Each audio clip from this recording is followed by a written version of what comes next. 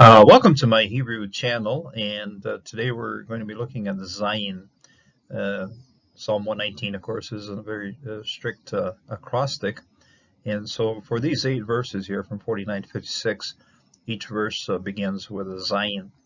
Now, I was looking through it, found it a little surprising in that Zion, in its ancient form, is the form of a stick or a weapon, okay? Something that could be used as a weapon, something that denotes power.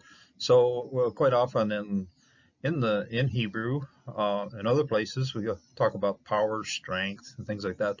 Those are the kind of words that are kind of related to Zion. So, instruments of power, instruments of strength, and but surprisingly so, they were quite neutral words at the start of each passage. And I did find one case where Zion did fit into a word in which there was some power and strength involved in the middle of that word, but it wasn't at the start of Zion wasn't at the start of that particular passage. It was in the middle somewhere. Anyway, we'll get into the study. Zot hayata li ki pekudecha natsarti. And this zot is a demonstrative pronoun, and it needs an antecedent. In other words, what does it refer to? And you're going to have to stick around to find out what this demonstrative pronoun word relates, where it connects, and stick around to leave you a little bit of a something to look forward to. Just find out what this zot does here. Remember your word to your servant, in which you have made me hope. Zekor dabar le'avadecha al asher yechaltani. And this is remember. Okay, it's an imperative. It's a very when I get down to what I call very basic roots, this is it. Zayin Kaf Resh. This particular root is well known in this particular name, Zakar Ya, Zechariah. Okay, Zechariah, and Zechariah. Okay, and Zechariah means Jehovah or Yahweh remembers. Okay, he remembers you. Zakar. He's got a good memory. So Zachariah, okay, Jehovah remembers. And so this is remember, Zakor, Dabar, word, and this would have to be your word because this here's the we understand it. It doesn't have a kaf on the end here, but Zakar, your word, remember your word, le'avadecha, to your servant, and it also means not just that the Lord remembers it, but it's sort of like saying, remind your servant, okay? Remind you, make him, bring it to his memory, okay? Remind your servant, remind your word to your servant, al, on which, on top of, okay? That's al is up, al asher, which, yechaltani. If you start breaking this down, it's a prefix to, no, this is the root actually, yechal, and then you have the ta, the second person singular form of this particular verb, and then we also have the personal pronoun suffix not way at the end here. Remember, to me, okay, or no, give me hope, okay. I'm starting to mix this one with this one. So, Yechaltani, give me hope. You, this is ta, you give hope to me. Okay, you give hope to me. This comments define, or this tau comments define second person right here, and then incidentally it begins with a hirik right here, and this then bumps up the strength of this verb to a pl. I always sort of say, this it's intensifying mechanism that the Hebrew uses to give it a little bit more zip. Okay, so Yechal Tani. Okay, you are giving me, and so this, if you want to emphasize a little bit more, you give me lots of hope. Okay, you have made me hope strongly. Okay, PL. So it's an intensifying mechanism for giving the Hebrew a little bit more punch. So Yechaltani. Zot is also a demonstrative pronoun. We're going to look at the one at the very end of the eight verses, but this one's right here. Zot, this, nechamati,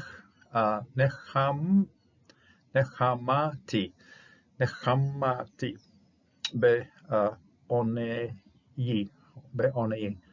So this is what I call of the family of Noah, verbs, or Noah words. It works verbs and nouns.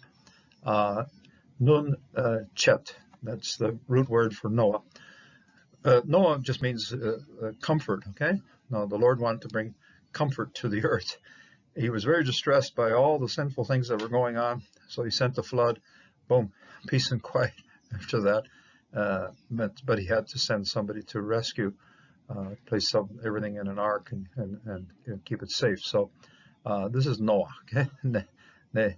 Neham.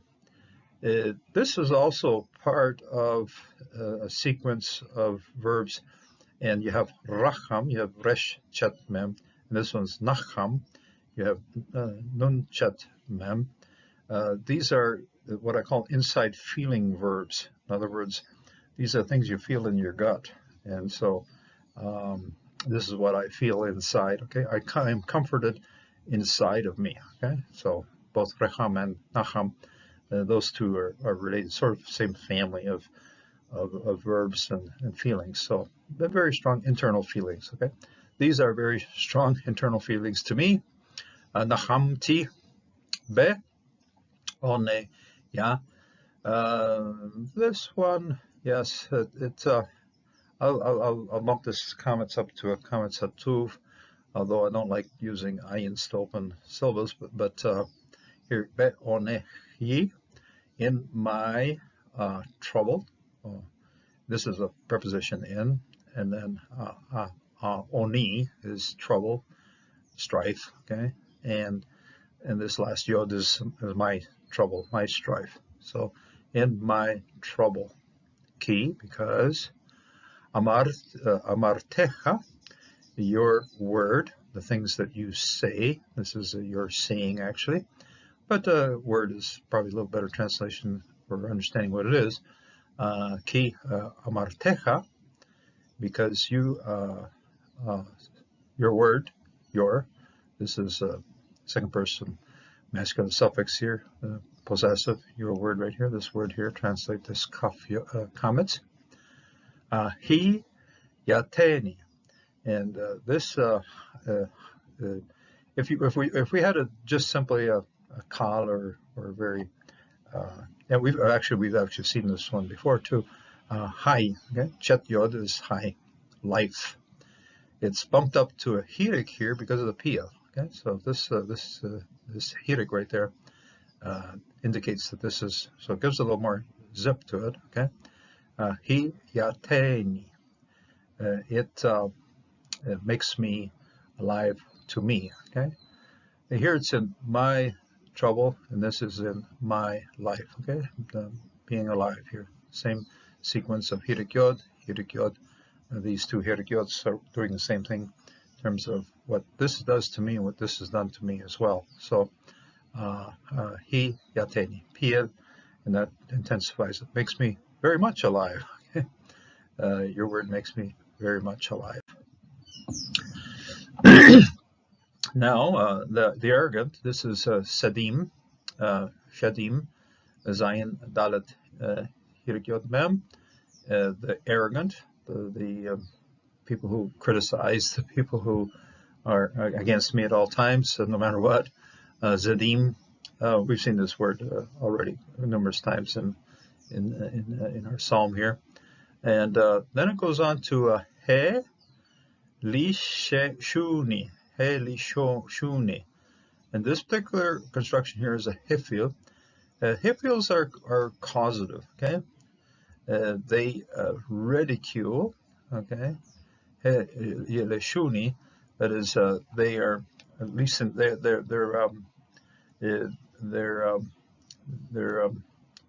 they say whispering through their lips all the time. Okay, that's the lishuni. So it's almost onomatopoeia. Okay, lishuni. Okay, think of sometimes going to onomatopoeia. Onomatopoeia is when a word sounds like what it's doing. Okay, so this is one of these here. Okay, lishuni. Okay, they're lisping at me. Yeah, the English word lisp is also very much onomatopoeia, and this word is somewhat similar to it. Okay, so he lishuni ad meod, until very much, a whole lot. Okay, so this is these two words strengthen what's happening here with what these Sidim are doing. Okay, so they really the word constantly that's in the translation would be derived from this particular set of words here, ad meod, until very much. Mit Toratecha, from your law, lo na ti. Okay. Now here's one place where what I call the original roots come in handy. The tet is something that you point at, and then also something that you would incline yourself or fall towards. Okay, and so lo not ti. Here's one case where if you would don't ever confuse in this particular construction, don't confuse tau and tet. If there would be a tau in here, it would be give. I would give.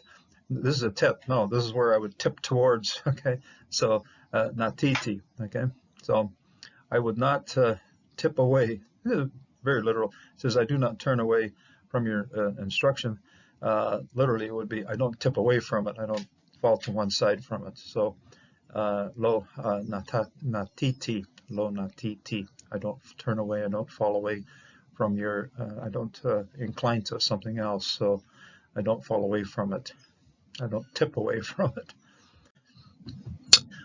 I remember your judgments from long ago. Now, this is also, incidentally, we saw Zakor, the imperative at the first verse that we looked at.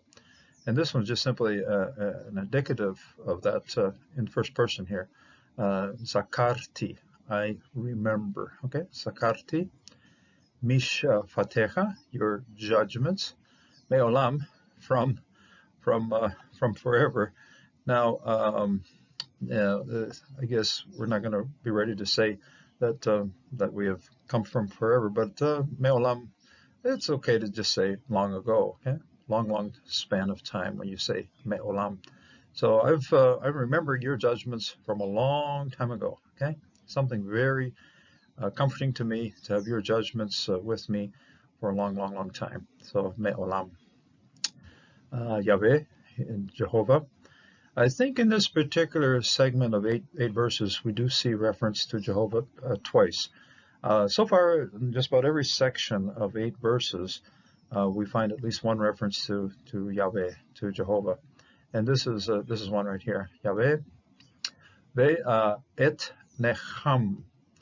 Again, we get back to the nunchet of Noah, comfort, and necham, the one that I feel very internally, I feel very strongly, okay?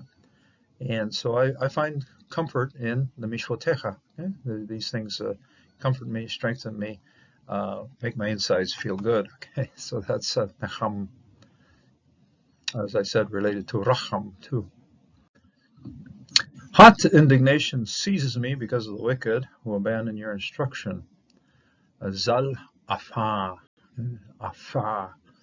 Afa is when your nose gets hot. One of the very idiomatic ways of stating getting angry is hum af. Okay, the nose is getting hot. Well, this is somewhat an adaptation of that concept here. Zal af afa. Okay, my nostrils are spitting fire. I've turned myself into a fire-breathing dragon. That's kind of overstating it here, but it has that sense of it. Zal afa, okay? Hot indignation. Okay, and I remember I said at the start that Zion does represent power, okay, strength, and here hazatini.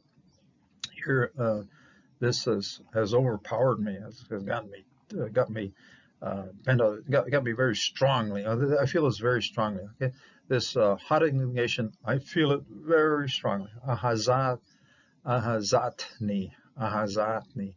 And so the Chet Zion right here, very strong affirmation of something that's power.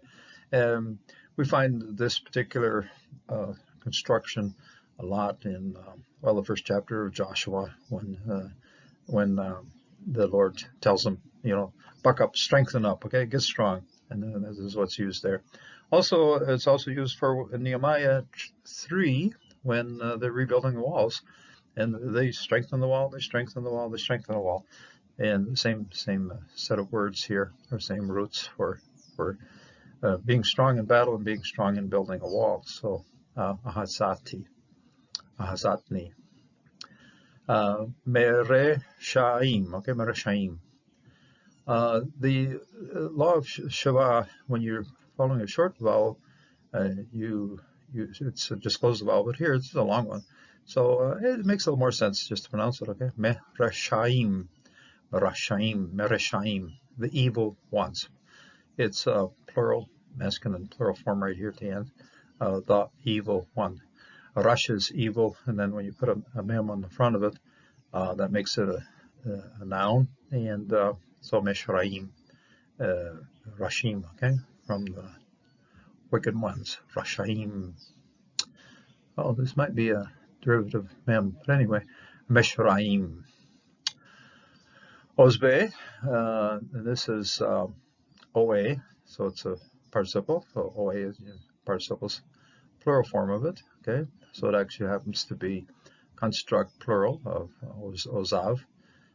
Azav is to abandon. Eli, Eli, lama azavachtani. Okay, Azav, abandon. Also in Genesis 2, when a man shall abandon his father and his mother, Azav as well. So, well-known root here, Azav, Ozav, Ozbe, I will abandon, or those who abandon. This is not first person, this is third person plural construct. Ozbe, Toratecha, those who abandon your law. And this is very understandable. For people who have known the law and then walk away from it, and just say, oh no, I'm not interested in that anymore, and so forth. That does bring up some heat or some anger in the psalmist. Okay, to know something and then walk away from it.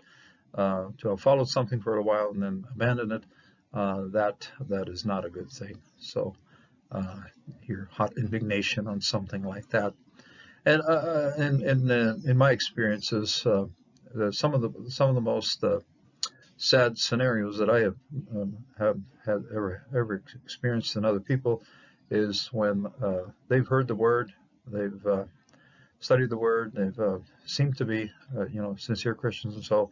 But then later on, something runs it off the rails, and they turn to the world, and things fall apart. So it's a very sad scenario when somebody abandons the law, abandons the instruction that God has given to us. Now your statutes have been my songs in the house of my pilgrimage. Zemirot. Gotta roll this R a little bit here. Zemirot. Hayu li hukecha. Okay, the songs have been to me. Okay, so the songs have been to me. This is a noun. It's in the same. Zimer is to sing. Okay, or to play a song, and this is mishmor, and you find this quite often on a lot of the titles of the Psalms. And Mishmor le David, or le David Mishmor, and it just simply means song. Okay, it's a song. Okay, Mishmor with the mem, the zimor, and here it's zimerot, songs in plural, feminine plural apparently. So zimerot, songs. Hayu are li to me, hukecha, your statues. Okay, your statues are songs to me. Okay, wow. If it's a song, I'm going to sing it. I'm going to be happy about it. In fact, what we have here in the Psaltery is something we're going to be singing, and we're going to be singing Hukecha. Okay, we're going to be singing God's statutes right here. Mibet Megorai. Gur is to be a stranger, a pilgrim, somebody who's in a strange land in a temporary basis, and we are, in a sense, strangers on this earth, and so megurai, in my pilgrimage, okay, in the places that I will be going in temporal form. In other words, this is not really my home. I'm in the house of my pilgrimage, megurai. I remember in the night, your name, O Yahweh, and I keep your law. And again, in a reference here to Yahweh. In this particular passage, I believe there are two of these references to Yahweh. It seems to just sort of tack it down. In other words, when we're talking about the Lord all the time, it gives some value to it to mention him once in a while. Okay, so here goes Yahweh. Zakarti. Now we've began with Zikor. I think we've already seen Zakarti, but here it again, first person, Zakarti, I remember. The ending here, Tau Hirakyod, is the first person singular, suffix form of Zakar, I remember. Balayla, in the night. Shimcha, your name, Yahweh. Okay, Zakarti Balayla Shimcha Yahweh. Va Eshmera. Shemar is to guard, to protect, to stand guard over. In other words, to be keeping it, standing with it. And this incidentally is Zakarti is first person suffix form of a verb. This is Shemara. This is the first person prefix form of this particular verb here. Different verbs here, Zakar and Shemar, but both of them in the first person. And you can see it here with the Tau Yod and here with the Aleph. So both of these are in the first person. So Va Shemara Toratecha, your law, your instruction to me. I keep it. I am protective of it. I want to be with it. And Zot Hayata Li, this is to me, Ki Pekudecha Nasarti. Anytime you see a demonstrative pronoun, you have to, it's like any pronoun, even just a normal pronoun, what's the antecedent? What's it referring to? I mean, where does this thing connect up? You just don't just pop it up in the middle of nowhere. In fact, when I first looked at it, oh no, demonstrative pronoun, where does this thing connect? Every time you see a demonstrative pronoun, think of what it's connecting up. So, Zot. And as it turns out, it probably is in reference to what follows right here. Okay, this is for me, Zot Hayatan Li, Ki Pekudecha Natsarti.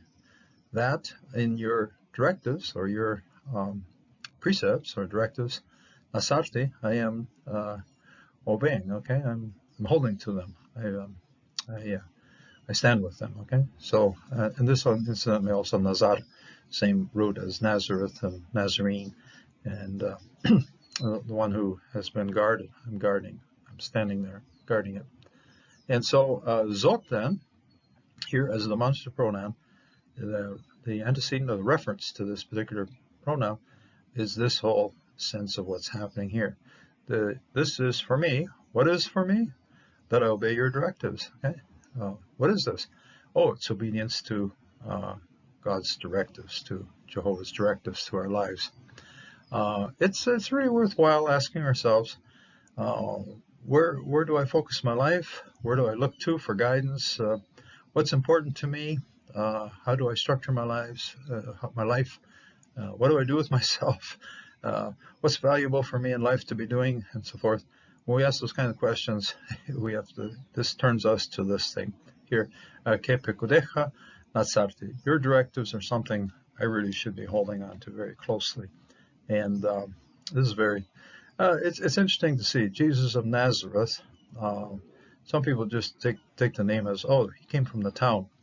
No, he came because he was protected by God for a certain task, and that task was to save the world.